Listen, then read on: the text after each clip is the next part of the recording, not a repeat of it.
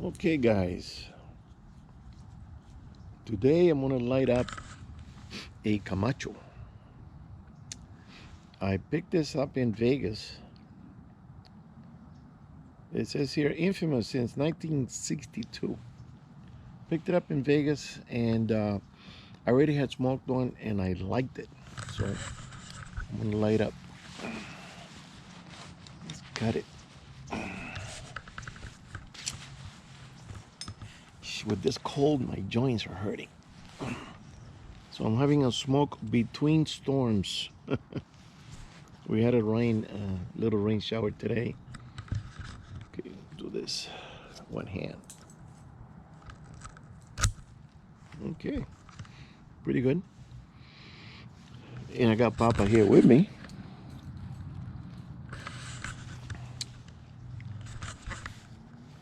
Took him to the vet. He has an ear infection on one side, so we gave him some medicines. And it's so sensitive that when you caress him and you touch it there, he'll kind of go it kind of hurts him a little bit. So it's inflamed a little bit. Light this sucker up.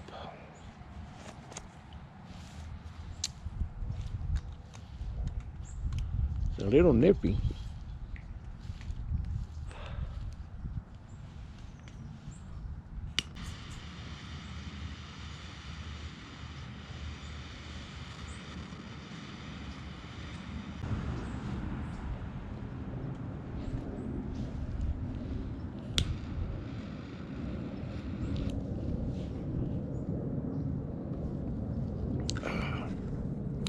Okay, so far,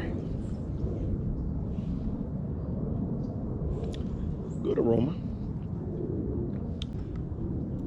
I'm looking at, I'm still doing some tests on the boat, on the engine, that is causing that fluctuation in the radiator water and the heat exchanger, a little tank. The water's doing this and it goes down and then it gushes. So I got the gauge for the to inject air into the pistons. So I gotta do that test sometime when this weather passes. And I'm gonna rent a compressor from Home Depot, and 35-gallon compressor that comes in wheels, little wheels, so I can roll it down their ramp and go over there and do the test, because if air comes out of the radiator, it means as the head gaskets, either one side or both sides. If air comes out of the oil stick or the oil cap, it means as the rings on the pistons, and that's not good. So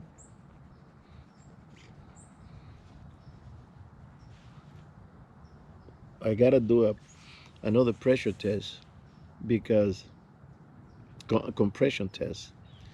I did once a few years ago, but I didn't do the wet test. I did the dry test. I didn't know about the wet test, so I gotta do that one to see there's a variation. There's a change between piston that's putting out 145. If it goes up to 160, if it does, then the piston rings are either broken or not sealing properly. And if that's the case, it it would have to be that I would have to take the engine out. And I'm dreading doing that. Now I was talking to the mechanic, and he knows somebody that repairs engines, and he says that if I take him the block, he would change all the piston rims, change the cam and the rings on the cam, and that's it. And he charges $1,500 for that. And I said, well, what about the oil pump? What about the water pump? What about the flywheel? So he's gonna call him back and find out and see what kind of price he can give me for that, because if I'm gonna go through the trouble of pulling out the block, taking out the exhaust and the water jackets and all that, and I'm just gonna change the rings, I gotta take off the intake manifold together with the carburetor, everything disconnected from the tranny to do the rings. I mean, I know it's gonna cost more money to get the full engine rebuilt, a lot more, probably 4,000 to 5,000. He's gonna find out what's gonna happen there. Now there's a shop, there's a boat shop that has, I saw this year, I think it was this year, I saw the guy had 2 engines in crates. I'm not sure they were new or they were rebuilt. I wasn't really interested, so I didn't really pay much attention, but the guy showed it to me. I was looking for a impeller, so he went back there with me, with him, and he showed me the engines and he told me the price. They seemed to be a good price, but I didn't really notice if it has the intake manifold or if it has the oil pan, because they were wrapped in plastic in crates, and you can see the engine through the slats. It's not a complete box, it's kind of see-through. And I gotta find out, I gotta go back there if I can find that shop, because don't even remember the name of that place. And I think the guy is I'm looking to spend some money. If I do that to the boat, I don't know if I'm going to be getting that rifle that I wanted, the semi-auto BAR, the 270. I got to take care first things first. I got enough rifles that I can shoot with, but I was thinking of doing some sort of swap. I would take my 7 mag to a store and put it on consignment. It's a very good rifle. That gun's gonna go quickly. And then if I sell that one, then I can go ahead and buy the other one. But I don't know. That's up in the air right now. I gotta do those tests and go from. And now with Christmas, you're buying gifts. A friend of mine just came from Vegas and he blew $500. So you get anything? He goes, nah. They clean me out. Every time I try to make a video up in front here, this road turns like into a freeway. It's around 3 o'clock right now, and people are coming home, I guess. And it's just constant traffic up here. It's noisy as hell. So anyway, this year with the boat, I haven't done any fishing or anything. One thing I'm gonna do before doing the compression test is that I'm gonna take it out to the harbor and run around and see what happens with the temperature. If the temperature starts going up, because it already has new thermostat and everything clean, if the temperature goes up, it means that the water from the heat exchanger is escaping, is being burnt off somewhere. It's either leaking through the exhaust system or is being burnt in the pistons. And I can tell by the condensation also. But temperature basically is going to tell me. And then when I get back, I'll let it cool off and then pop open the cap and then get a jug and see how much water it needs, and then I can determine, because it shouldn't be doing, the water should be up to the level. It shouldn't be eating up, steaming up the water. So it's got to be a leak somewhere. And then I'll do the test with the gauges. I'll pump 100 pounds of air in each piston and listen to see where this noise is coming from, where the air is coming out of. And then I can determine what to do. Um, there is a place in, I was told there's a place in Newport Beach that for $100 they'll inspect the heads, the valves, the springs, see if the springs are cracked or broken, and they'll X-ray the uh, the heads, one each. So uh, I'll do that. If it turns out that the air's coming out, if the air's coming out through the radiator, then it's one of the head gaskets. Then I'll put a new head gasket in there and put the head back on. If the head is cracked, then I don't know if that could be welded or I have to get new heads. I gotta look into that. Heads are going for about $469 a piece. That's expensive.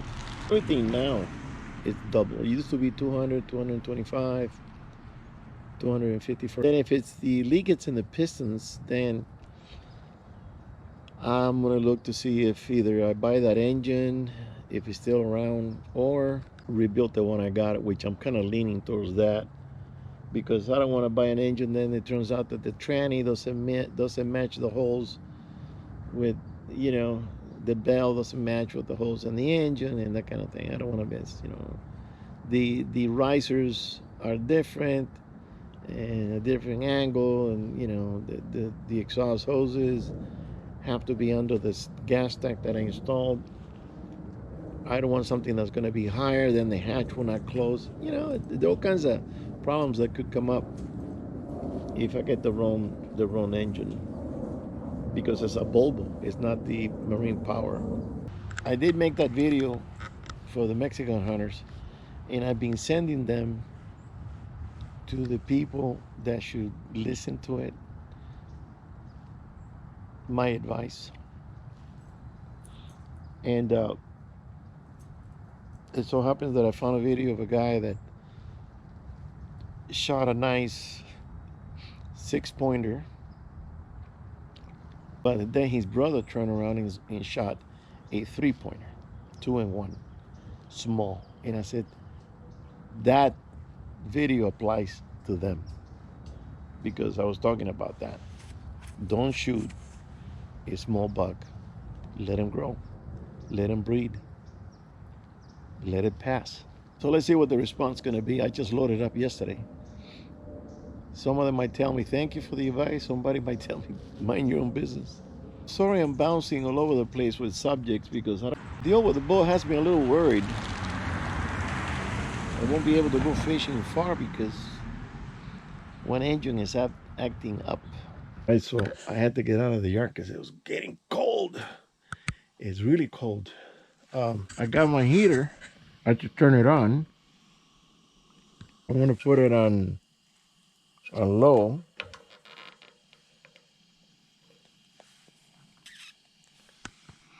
Oh, that feels so good. So I'm gonna hang this. I'm gonna need 2 hands.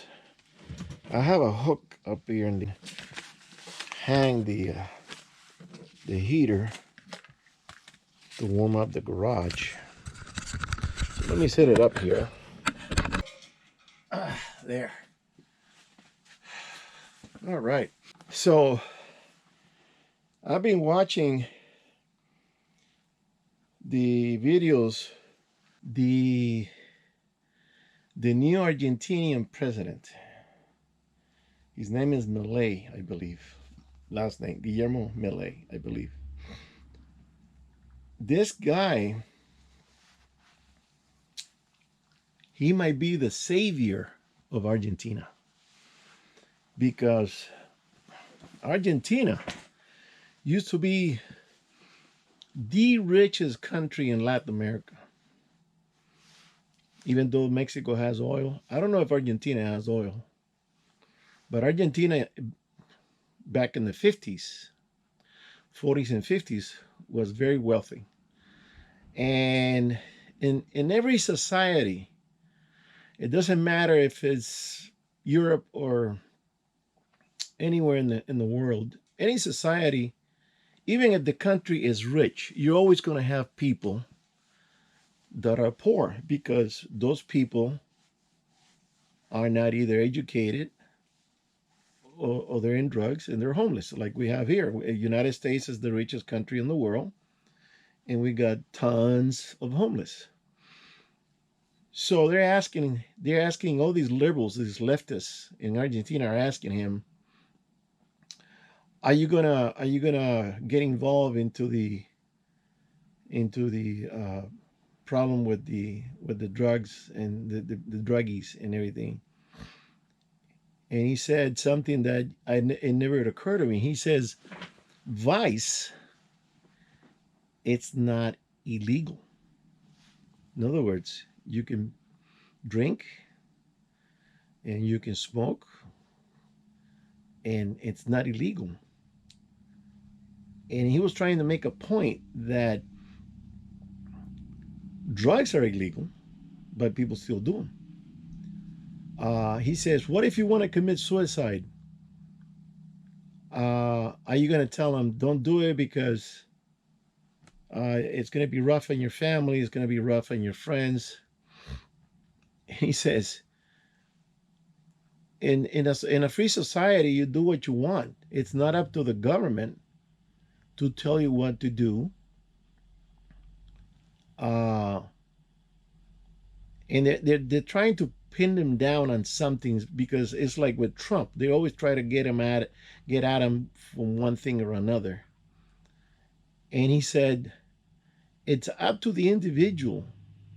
And the Argentinians love this guy, and I like him because he is so expressive, and he's very well educated. He speaks because he's got a very large vocabulary, very eloquent, and he's very passionate, and he tells you the truth. You don't like it, tough, but he tells you the truth.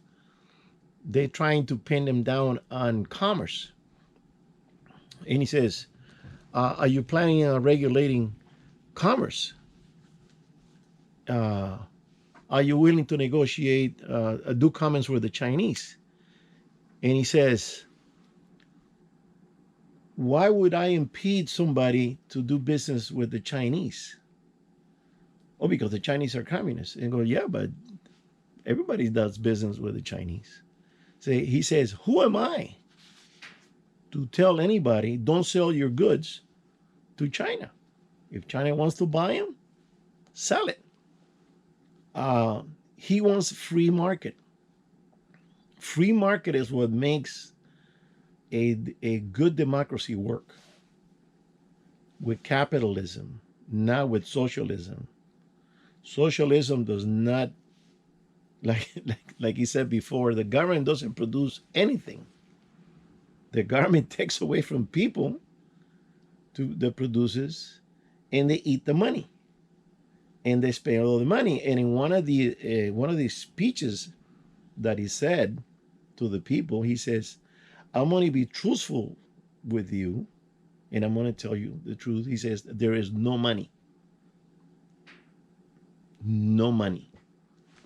Because the money has been eaten up by the elites. The money doesn't trickle down like it's supposed to. Because if you have a person that's making a decent wage, and that person says, hey, we need a new sofa for the house. He goes to a furniture store, or he goes to a shop that builds them. Hey, I want this sofa this size, and make it custom. And then you buy the sofa from this manufacturer, this person, and the fabricator then, with that money, he says, that he made from selling the sofa, he says to his wife, why don't we get a TV for the kids? Buy a TV for the kids. The company that makes the TVs, or the people that sells the TVs, are making money from that purchase. And they turn around and say to his wife, or the girlfriend, whoever. It says, well, we take a vacation. Now you go to the beach, you stay on a nice hotel, you have a nice dinner. And that's a trickle down. Everybody makes money from the production of goods and capitalism than if you have a system of socialism that it it taxes the hell out of you, like it's being done here, especially in California. And then that money, instead of being used for decent roads and bridges and the things that people need as a taxpayer, they use it for their own socialist agenda. They say they're going to help the homeless, and they haven't done anything yet. They say they're going to help the insane. They haven't done anything yet. They're always having an excuse to eat up the money because that money keeps coming in. They don't have a budget and say, okay, we're going to give you this much and no more. No, they keep coming up. They keep coming up. They keep coming up with new ways of taxing you, new fees. Compressor kicked in. So then he is going to try to minimize and reduce the monster, which is the government, and he says he's going to reduce it by 50%. Now I don't know how they're going to go about it. Are they going to go by position? Are they going to go by? They should look at the books and say, okay, we're wasting money on this, and that's going to be reduced by 80%. And they might have some departments that are just wasteful and redundant. And they're gonna get rid of all this stuff that everybody's got their hands in their pockets of the taxpayers to bring up the economy. Because right now, last I heard, the Argentinian peso is worth it's 800 to $1, 800 pesos to one. So whatever you used to buy, it used to go down to 350. It was down 350. So whatever you used to buy for 350, let's say that it I don't know what things cost, so I'm gonna guess. Let's say that a 6-pack of beer is 350 pesos. Now it's gonna cost $800, 800 pesos. So it's gotten out of hand. The country is bankrupt basically because the government is a huge monster, and everybody on top is living the good life, traveling to Europe and places. And the people that are working hard, working harder than the people in government, getting a good check, those people are not making anything, and it's not enough to survive. So he's got 1/3, I think more than 1/3 of the Argentinian population with him, which is great. And he won. He's the president now. So I'm anxious to see what's he going to do for that country, because Argentina, and I don't know exactly what their industry, but he gave some numbers. This guy has a lot of knowledge. He's got a lot of facts of information and a lot of statistics. He said that the production level of Argentina went down to the 50s, to the 1950s. It's not up to par to the rest of the world in economical value and in production and everything, because all these businesses are being taxed to death. So production is less and less. If there's no incentive for you to put in 12 hours of work in your business to make money, if the money goes, if all this money goes into taxes and you're left basically with enough to survive, what is going to give you the incentive for you to work long hours since you're not really profiting from that? It's shameful what socialism does to a country, because they want everything for free. They want everything. They want the free medical and they want the free education. Well, all that stuff is not free. It's you have to produce. to pay for that stuff. And that stuff is coming out of people's pocket. The government doesn't produce anything. They think, oh, the government's going to pay for that. No, it's the people paying for it. The people. So now another thing is that you have to make the investors around the world make Argentina look like a good place to invest, because he needs to balance that dollar, that peso. He needs to balance it to people say, hey, they're paying good interest down in Argentina. I'm going to put money into the economy there. But right now, nobody is going to put money on a roulette table that never pays. You need to see an advantage. You need to have a profit margin for you to invest and say, okay, I'm going to make 10% on my investment. And then you decide how much money you're going to put in it. No business investor, no investor is going to say, I want 60% profit, because that doesn't happen. A business that is running very well could make up to 25%. Now, if you're dealing with mega corporations like, say, Amazon is making a lot more than 25-30%. But Amazon, it's a worldwide conglomerate that is really raking it in, and they also manipulate the market so people buy their stuff, and they don't even give you a special or anything. They put the price there. People assume it's cheap and they buy it, because since the internet came out and e-commerce came out, a lot of people don't go shopping anymore. You used to go to a store and say, oh, this is too much. I'm going to go to this other store because it's $10 cheaper. And you say, well, it's $10 cheaper in another store, but the drive and the time I'm going to take to go there and come back and all that, it's going to cost me $10. So there's no savings. So what do? You buy it online. So the e-commerce making tons of money. But if you start wasting and splurging and going nuts like China has built new cities and they're all empty. Some of them have people half populated, but buildings and buildings and buildings and buildings, huge cities, very beautiful at night. They got all the lights going on and everything. But if you don't have people making money, those buildings are not going to be occupied and paying the rent. So the free commerce governs how things go, not the government, especially the government that doesn't know diddly squat about how money works.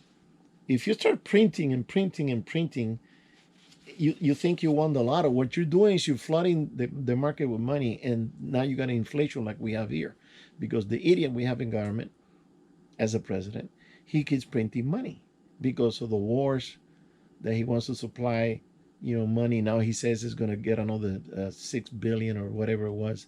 It's not millions anymore. It's in the billions. And he keeps forking out this money like we're made out of money. And what he's doing, he's taxing us to death. That's why a lot of people are leaving, especially here in California. They have left already. I think it's 1 million people left the state. And thousands of businesses have left the state because they tax you to death. This company right here, oh no, it's in the truck. There's a company, a small magazine, that I used to buy stuff for the Blazer. They were over here in Corona, and I wanted to get some odds and ends. I bought a lot of stuff for the Blazer. I bought the cap, the cover for the dash that was cracked, so I glued that in, put it in. I got the new handles. I got the boots for the stick shifts, both of them, the 4-wheel drive and the transmission. I got a lot of knickknacks, a lot of, can't remember all the list, but I've been buying stuff from them for a long time. And by mistake, I bought the wrong vent for the air conditioning. It doesn't fit mine. my dash. So I went back to return it, which they had a perfectly good return policy. And now I see a sign on the door that they moved. They went to Kentucky. And why they go to the Kentucky? Because the state, it's just taxing and taxing. So there's no, if you don't make money in your business, you better find a place to go because you're not going to survive it here. The object of a business is not to provide you with goods.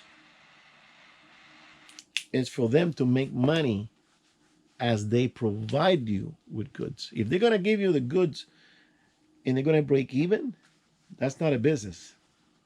You're going bankrupt because you're going out of pocket. Everything that is made is for the purpose of selling you a product that you want, and then they make a profit. And then they have employees, and they have to pay for the warehouse, the overhead, everything else.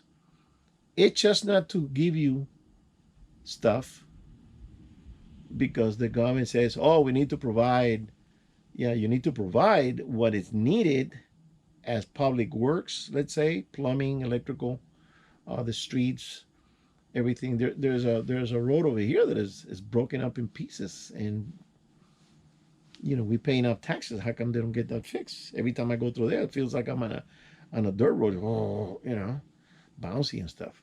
So he's gonna fix Argentina, but these people that they keep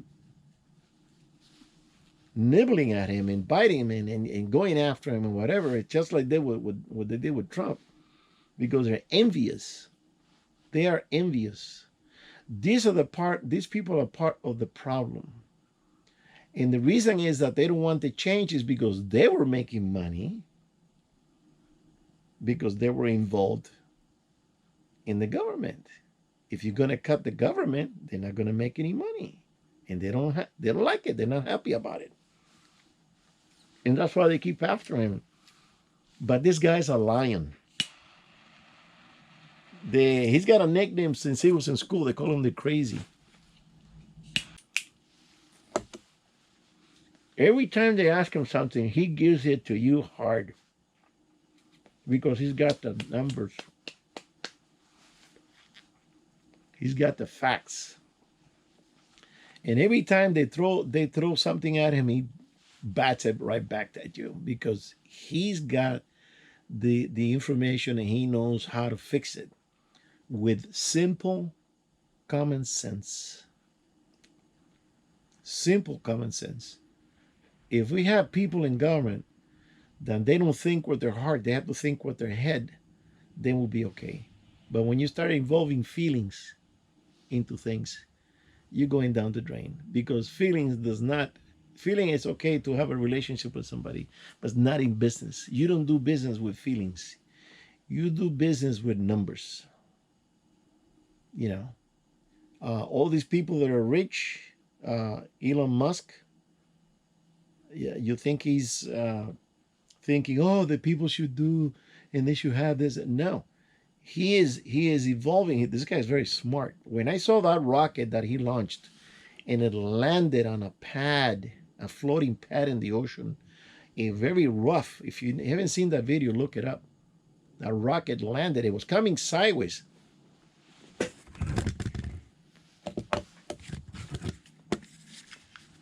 This thing is in the ocean doing this. This thing is coming down. A rocket's coming down like this. And just before it touched, it did this. It straightened up. It went zing, brought the legs out, landed. And it stayed upright. And it's doing that. To me, it's futuristic. It's incredible that the NASA, NASA just another monster eating money and doing very little. They keep going up to space. Let's do an experiment with a spider and let's throw a little bubble of water, see what it does, and zero gravity, stupid things. This guy, if he puts his mind to it, he could probably cure cancer. but he's not into medicine. He's in technology. Okay, so if we have people like that, that they think business like Trump and like this Argentinian guy, President Milei, things are going to be straightening up good. Look at the president in El Salvador, Balek, what's his name? He's got a Middle Eastern ancestry, but this guy cleaned up the country. He got over 16, I think it was 16 or 60,000 gang members and put them all in jail. Now the country is it's at peace. No more kidnappings, very little crime, because he got the hardcore, not the little bozo that stole the, whatever. He got the big, heavy duty crime people in jail, and it's like a boot camp. You got to run this way, you got to run that way, you got to sit down, and they got very strong people, military people guarding them, and they have no rights because they shouldn't have any rights. You're in prison. You're a criminal. But the bleeding heart, oh no, but listen, the country is getting better. Salvador is getting better, and he's doing a real good job. A real good job. And I'm very impressed with those two guys in South and Central America. Let's see if the rest of the countries do the same. Look what happened in Venezuela. Venezuela, when it was capital, oil, production industry. The country was one of the richest country in Central America. We're South America. It's in South America, right on the top there. And look what happened when Maduro got it, and when the other guy, what's his name? I forget now, that he started giving away stuff, because there's always, like I said before, in any wealthy country, you're always going to have a bunch of loafers that they don't want to work and they want everything free. They want everything you got. A group of people that just didn't want to work and they want everything for free, and they got it now. You got no freedom. You can't get out of the country. It's all bullshit. The people get taken in by the sharp-witted liars, and then once they get into power, they get run over. They run everybody over, because now the bullshit that they promise, it doesn't appear, it doesn't show.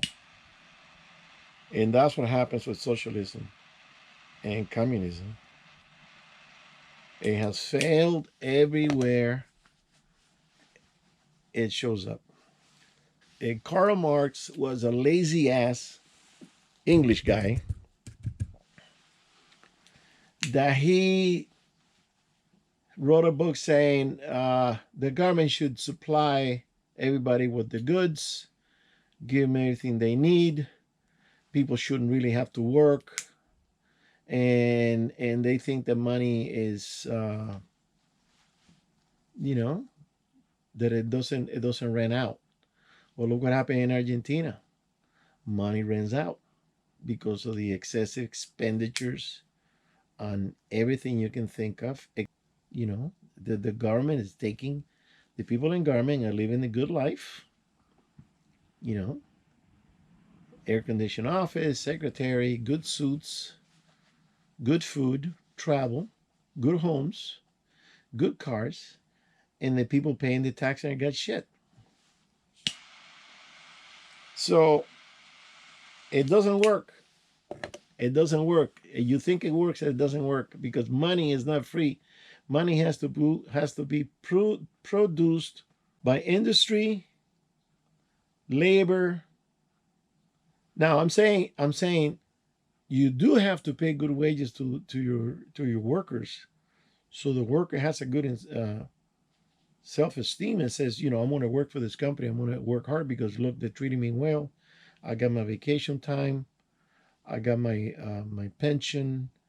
I got my medical for my family. and I'm getting good wages, and I'm gonna do my best. And that's what they do in Japan. Japan pays. I don't know the wages in Japan. I'm not gonna say I'm an expert in Japan or anything, but the Japanese have guaranteed work for life until they retired, and then the Japanese in turn work their butts off for those companies, and they have to subsidize. And yeah, they stole a lot of the industry, the electronic industry, when the BCRs and the TVs and everything now is Japanese, when they used to be American. But we're in a different level of commerce. We're in a different level of industry. We're in a higher level of economics. Silicon Valley, science, that kind of thing. But the Japanese are not far behind. So, so I think they work too much, to be honest, because they feel responsible to produce for that company, because the company, and it's a different culture, you know. I mean, they I seen the offices, they're all cramped in there, and it's not like here that you have your own office, or you got a nice cubicle, and I've been in those offices. It's a different culture. The bosses are not uppity. They're not in the big plush. You know, they some of them have their own cubicle, and they're the boss. So the Argentina has a opportunity now to get up from the socialist ashes of 50, 60 years and be on top again and be one of the richest countries in Central and South America. They were richer than Mexico, and Mexico has got oil. The Chinese, they work their butt off and they've done very well, but the government have gotten that money, that wealth, and they just splurge it like crazy. They have the biggest military, they got the biggest cities, the more modern cities, but if the people can't afford it, what good is it? It's like saying you buy a Cadillac and you don't have money for the gas. What good is it? Okay. So let's see what Argentina is going to do. I'm very anxious to see what this guy's going to do. Starting next year, he's going to start making changes, and I want to see what's going to do about uh, bringing the size of government down, because I think that's what Reagan did also. And Reagan brought down the interest rate, uh, the taxes from 45 to 27, I believe, or 21. It went from 21 at the beginning when he got in, and then gradually went up, because that's the way he planned it. He says, I'm going to cut it down and then bring it up slowly. But he never brought it up to where it was before. I think it went from 21 to 29, not 45. And the government, the country took off. Everybody I knew had a lot of work, good businesses. I knew two guys that we did some construction work for them. They owned their own clothing factory, and they were busy as hell. I knew a guy that had a cabinetry shop. He was busy as hell. We had 15 projects at a time, working from the valley all the way down to Long Beach. We were busy as hell. Everybody was working and making money. Sales were up. People were buying homes because it was easy to buy a home back then. That's when I bought my first home. And everybody was doing well because the economy took off. Now, if you're if you can't breathe from being overtaxed, you think you're gonna win a race? No, you're gonna be like this. Well, that's what taxes do. They choke you. They just choke you. They hold you down. You can't grow. You can't expand. You know. Some companies, they they bought another, they put another plant in another state, and they expanded the more production and stuff like that. And some people was against that because there's too much production going on, too much consuming. Well, what do you want to do? You want to kill the economy so there's no consumption because you think that by consuming something you're killing the planet? That's absurd. That is absurd. That people live well, they got food to eat, clothing for the family, education for the kids, vacation time. You're destroying the planet because you have money, because your business is doing well. And then you're comparing yourself, they're comparing yourself to a bum that is doing drugs. His mind is fried and he lives under a bridge. And you're comparing them to you. Why are you doing so well? And these poor people are living like dogs because they made a decision. They made a decision and they're responsible for that decision. That's why I said, that's why the Argentinian president said, are you gonna tell somebody that wants to commit suicide not to do it? That's his business. You're gonna tell somebody not to do drugs? That's his business. He made his bed, now he's gonna sleep on it. You gotta be responsible for your own level of progress. If you're not progressing, if you're not doing, because you're not doing your due diligence, you're not working, you're not doing anything, you're lazy and you're waiting for things to come to you.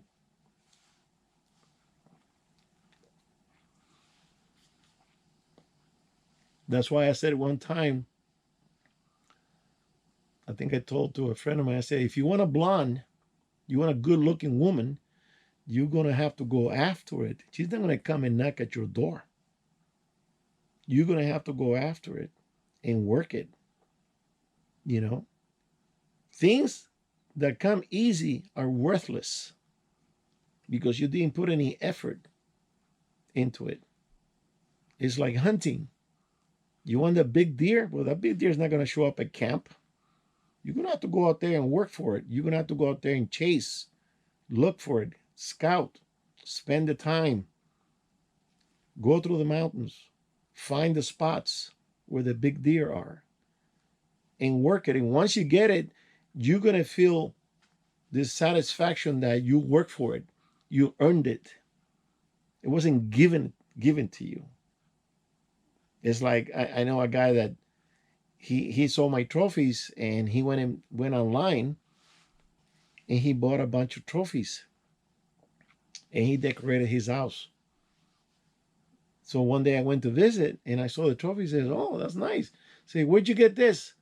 "Oh no, I bought it." "Oh, okay. And what about that one over there?" "That's a nice." "Oh no, I bought it online." So he doesn't have a history. He doesn't have the sweat and tears into it because he bought it. He didn't work for it. It's worthless. There's no passion in your having it. The same thing with anything, a car, a boat. You work hard. You have a dream about possessing something. It could be a racehorse. It could be anything, and you really want it. You have a passion for that. You have to work for what you want, man. You're not gonna do well if things come to you easy, because whatever comes easy, it's not appreciated. You squander it because you didn't work for it. It doesn't mean anything to you. It just easy come, easy go, like the say goes. So Argentina is going to do well because there are a lot of people now with this guy. They're really passionate with this guy because this guy has a drive and he's going to turn that country around. I hope he does. He's a fighter. He's not, he is like Trump. He doesn't give up and he comes back fighting. You punch him, he's not going to lay down. He's going to come back fighting. This Argentinian guy is going to clean house. He's going to clean house. I'm dying to see what it's going to do. Every time I see a video, man, he's on the money. He is on the money, what he says. His eyes are open. He sees the decadence, the destruction of the country, the soul of the country, from all these leeches clinging on in the government, and they don't want change because it's going to cost them money. They're living off the people, and they don't care. As somebody that doesn't care. And by the way, I always say you got to do for yourself. Don't wait for the government to do it for you, because whatever they're going to give you is going to be crap. I remember government. Reagan said one time, the scariest word in the English language is, "I'm from the government. I'm here to help." He says, run the other way, because it doesn't work. Socialism does not work. It means well in a nirvana type of scenario, but human nature does not. It doesn't work. It doesn't work. Because for you to get something, they have to take it away from somebody. Because the government, I say it again, the government doesn't produce diddly squat. They don't even know how to produce anything. And when they do, they crap it up. They do it worse. You have to get the people that like what they're doing, know what they're doing, and they do it well. It doesn't matter what it is. It could be a furniture, it could be a bridge, a plane, whatever. But if you're getting something because you think you are entitled, like some of these kids, most of these kids now, they're entitled, they think. They don't want to work late. They don't want to get up early. They want me time. They don't want to sacrifice. Man, are they going to get kicked in the ass when they see what reality comes up with. All right, guys, I'm going to let you go. I just wanted to throw that in. All right, I'll see you on the next one. Thank you.